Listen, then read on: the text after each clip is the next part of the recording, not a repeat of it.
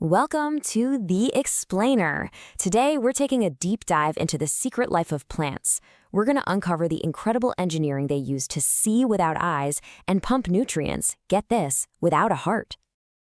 We usually see plants as just part of the scenery, right? Simple, passive. But the truth is, they're living this dynamic, high-stakes life, constantly fighting to survive, making these really complex decisions. It's just all happening in a timescale that's way too slow for us to see.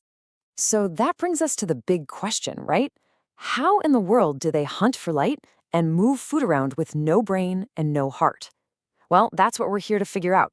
Let's peel back the layers and see what's really going on inside. Okay, so it all starts with how a plant senses its world. And for a plant, the most important thing to sense isn't sound or touch, it's light. Being able to see and react to light is a huge competitive advantage. It literally decides who wins the battle for the sun. So they don't have eyes, obviously. Instead, they've got these amazing proteins called photoreceptors.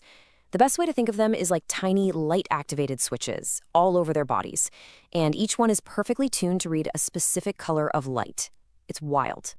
All right, so let's zoom in on one of the most important of these light switches. It's a photoreceptor called phytochrome, and it's super sensitive to red lights. Okay, so check this out. This slide basically shows a molecular switch in action. Sunlight hits the plant, right?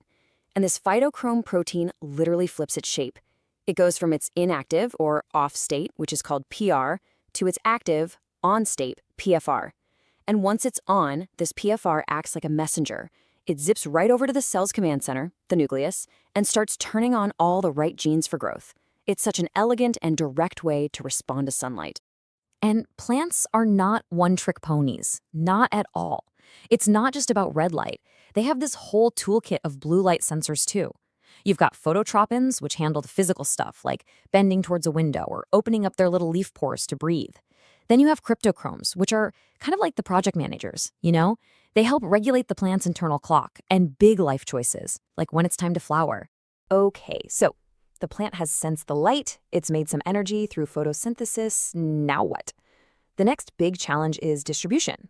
How does it get water from the ground all the way up to its leaves? And how does it send all that sugary food it just made back down to the roots? Well, first up, we have the xylem.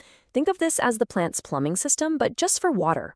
It's a one-way street, moving water and minerals strictly upwards from the roots to the leaves. And the craziest part, it's a totally passive system. It's all driven by the pull of water evaporating from the leaves. It's a process called transpiration.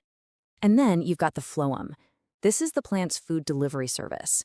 Now, unlike the xylem, this is a very active two-way system. It moves all those energy-rich sugars from the leaves, which we call the source, to any part of the plant that needs fuel, like the roots or a growing apple, the sinks. And this chart just lays out the differences perfectly. You've got the xylem moving water up using negative pressure, kind of like sipping through a straw. And then you've got the phloem moving sugar any which way it's needed, using positive pressure, more like squeezing a tube of toothpaste. Two totally different systems for two totally different jobs. Now, that mechanism for moving the sugar around, it is absolutely ingenious. It's called the pressure flow hypothesis, and it is just a fantastic example of a plant using basic physics to solve a really complex problem. So here's the key takeaway. Plants don't have a heart to pump their sugary sap around. So what do? They create a high-pressure zone in one area and a low-pressure zone in another. That pressure difference forces the sap to flow from high to low. Simple as that. And the engine that powers this whole thing is this tiny little machine, the proton pump. It uses the plant's own energy to pump protons out of the phloem cells. What this does is it creates this powerful electrical difference across the cell membrane. Basically, it's like charging a tiny biological battery. And that stored energy is absolutely crucial for the next step. Okay, so here's how they use that battery. Step 1, the plant uses that energy to actively cram sugar into the phloem cells in a leaf. This makes the sap inside super concentrated. Step 2, because it's so sugary in there, water from the nearby xylem gets pulled in automatically through osmosis. Step 3, all that water rushing in creates some serious physical pressure, and that pressure is what literally pushes the sugary sap along the phloem highway to where it needs to go. It's a beautiful, simple, and incredibly effective system.